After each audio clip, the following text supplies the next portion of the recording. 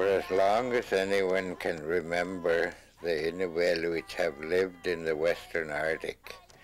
Our survival as a people has depended upon these lands and waters.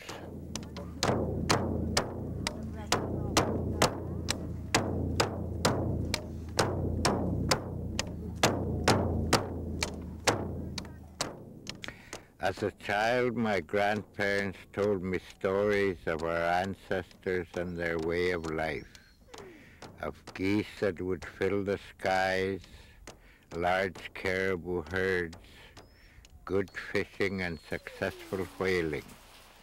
Throughout the Western Arctic, people survived and prospered because the land was good.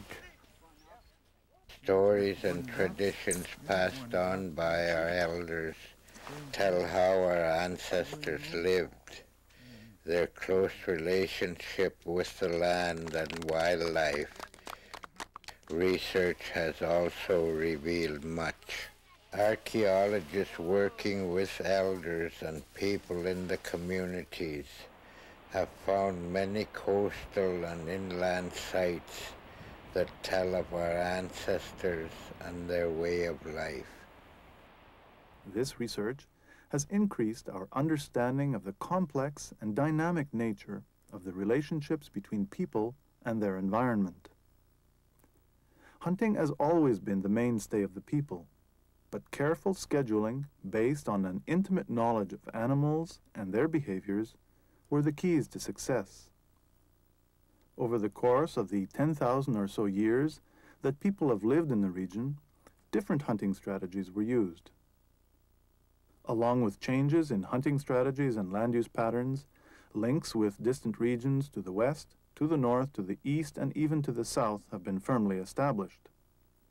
Like the flow of vital blood, new ideas and influences are a hallmark of the archaeological record of the Beaufort Delta region. Our people learned to live with the changing conditions of the Arctic, the cold and dark of winter, the heat of summer, and the changing wildlife migration patterns. With the arrival of the first Europeans, our way of life drastically changed. Our nomadic hunters suddenly had steel traps, guns and ammunition. With the arrival of oil companies, government agencies and military with their DEW line, our lives changed again, and we became wage-earning people living in communities.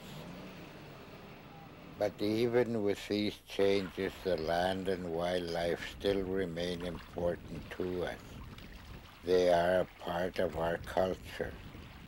Whether we live in a sod house on the coast, as we have in the past, or in town, our land defines who we are.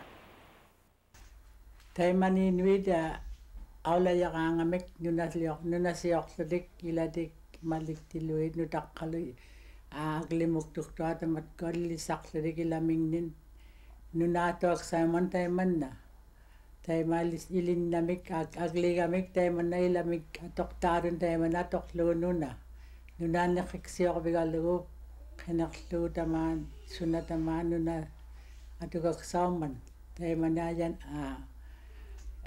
sumik tanikin nunayak ninakailam tadba nikitaman tutkoklup ang naksarangamik Appai dalu mamai dalu kaklu di mana taimana agligubili taimana nakiksioni aktitin taimana da kubakkat ka nutakawama.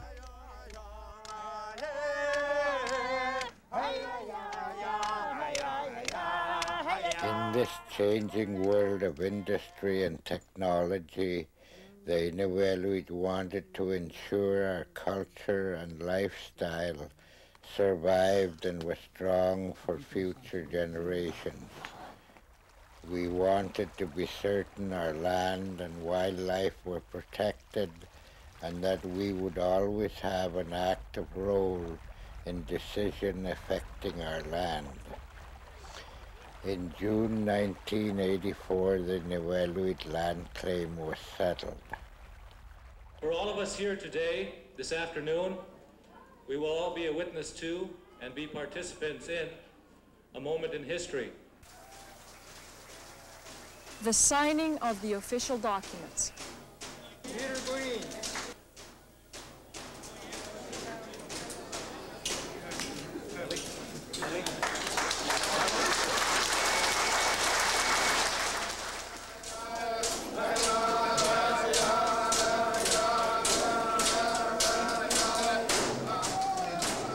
There were three areas around which this negotiation took place. One was land, the second was wildlife harvesting, and the third was participation in the institutions that are going to manage wildlife. So this has got to be seen as a major breakthrough.